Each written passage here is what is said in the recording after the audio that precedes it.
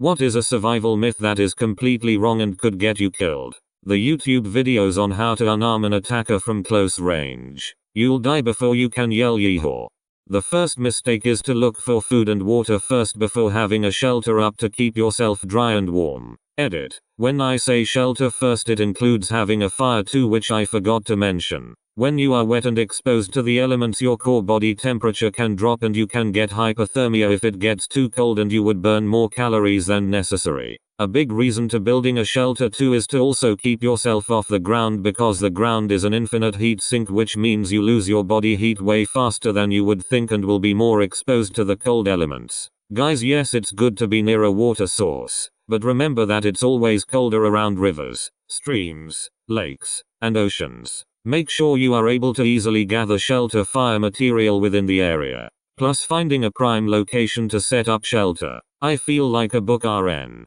Thanks for the silver. If you have to forage for food, avoid mushrooms entirely. Odds are so slim you will find an edible kind that you're much better off looking for things like nuts, seeds, and berries. Edit. This is not the myth. This is the truth. If you ever find yourself in snake country, make as much noise as possible. Most people want to avoid snakes, so stay quiet, but they are more scared of you than you are of them. Talk loudly, stomp, but obviously keep an eye and ear out for any fellas who don't want you to be there. Source: Australian.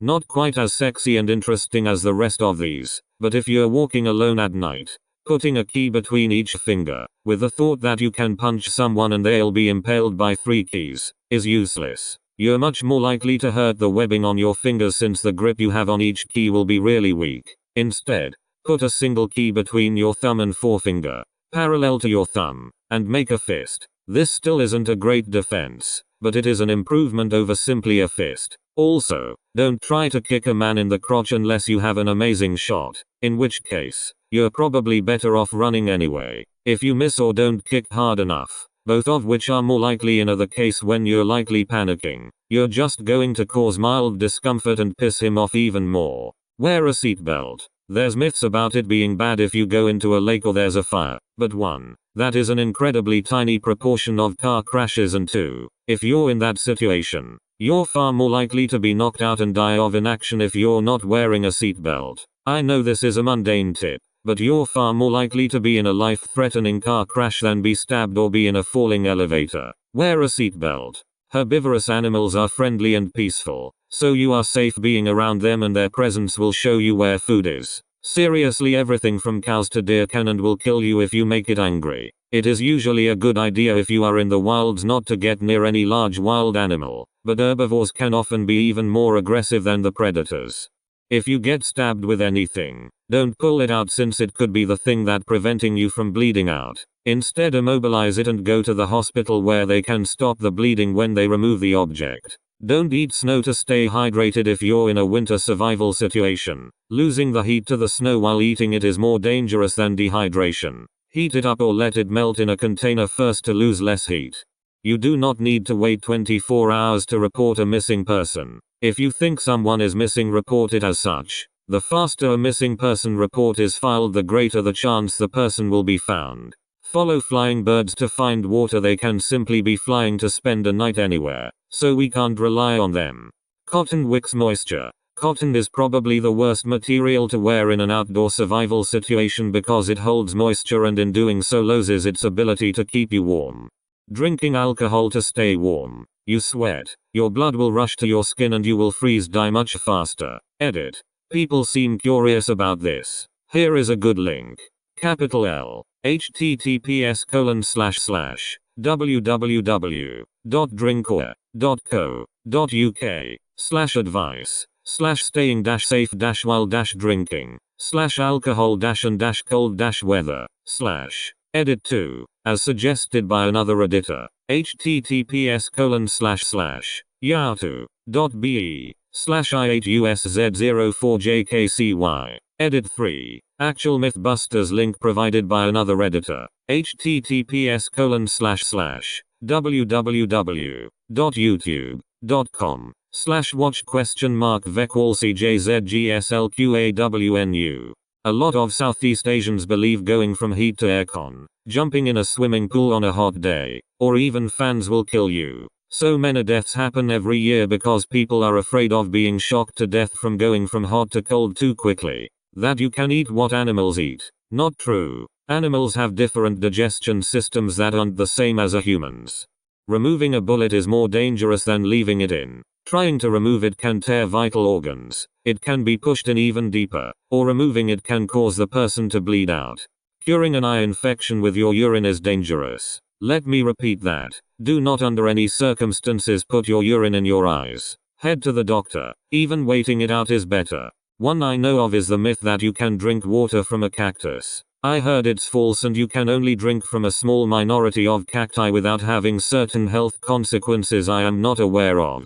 If you input your PIN number backwards in an ATM it will withdraw money, but it will be stuck, and the police will be notified in the event of a robbery. It's completely false and you could get killed or seriously hurt if you play dumb like you don't know your PIN. It's not advised to wring out animal shit and drink the fluid. Just drink the water that the camera crew has with them instead. The more you know. Not quite a survival myth but interesting nonetheless. Paradoxical undressing. It is when you are hypothermic but still remove your clothes. Explains why dead people are sometimes found naked out in snowy ranges. It is usually during the final stages of hypothermia and the theory is that your blood vessels give up on constricting blood flow to your skin peripheries so you suddenly feel super warm and remove all your clothes which in turn causes you to die quicker. If you ever fall off a ship ferry at sea and were lucky enough to be spotted, don't try to swim your way to safety. The more you try to swim, the lesser the chances of survival. Just try to keep afloat and conserve energy and body heat, while rescue team do what they're supposed to. Unless you are in hypothermic waters, the best bet always is to stay afloat without trying to swim to somewhere. This information about falling overboard, hypothermia and conditions, survival at sea etc. are based on my own experience of 12 years sailing on merchant ship. Example, https://yahoo.be/gqmovpvpam8.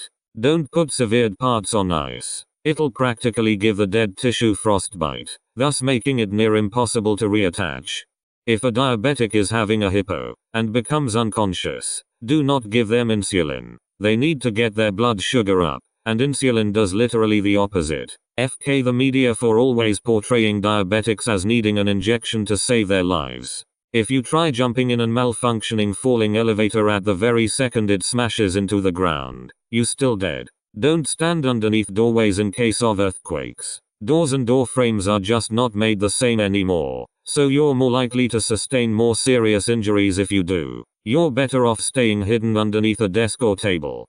You can last 3 weeks without food, 3 days without water, 3 hours without shelter, in harsh conditions, 3 minutes without air, and 3 seconds being kissed by your Aunt Kathy. Edit. Just for those of you saying that it's possible to last longer, yes, you could last longer in a controlled environment, but this would come in use in a survival situation, which means you would be burning upwards of 500 calories a day just trying to build shelter stay alive. It's more of a broad outline of where your priorities should be, and it's easy to remember. There was a bullshit article floating around on Facebook a few years ago that stated that if you're having a heart attack you can stop it immediately by taking a spoon of cayenne pepper. It was reported to literally stop a heart attack immediately. The only outcome of trying this is that you'll be choking on a mouthful of cayenne pepper whilst you die from a heart attack.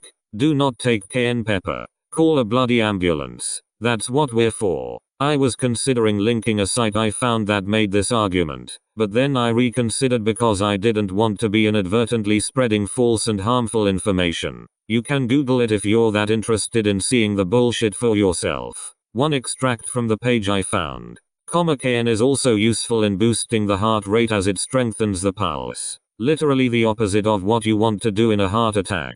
Do not raise the patient's heart rate. Apparently some people think the best way to survive a wolf attack is to bend down and show the wolf you're submissive towards him and pose as no threat. If you do this, you're dead. The wolf will 100% kill you. Your best bet is to walk away without turning your backs on them, maintaining eye contact the whole way. If you look away or turn your back, the wolf's killer instinct will kick in and it'll kill you. Don't make a lot of noise and aggressive movements towards a wolf the same way you do to a black bear, because most likely it'll be seen as a challenge, not a threat. Do not play dead with all animals. Coming from a town at the base of the Rocky Mountains, with grizzly bears, play dead. Black bears are actually not aggressive unless you threaten them, so if you see a black bear with their baby or a baby black bear, calmly walk out of there and you should be fine. But with a mountain lion, if you turn your back or play dead, your throat is gonna get ripped out. Do not run though. You cannot and will not outrun it. Get very big and very loud and fight back at all costs. Also a little tip. If you're about to get attacked by a shark, swim directly at it. You're probably about to die. Might as well give it your best shot. Sharks don't want to fight. They are curious as to what you are and they wanna nibble on you. Of course, to a human a nibble means being chopped in half. Anyways, if a shark senses you are a threat, it will possibly retreat as it does not want to fight and would rather catch an easy bite to eat. If it does attack you, that's when you try and go for the eyes.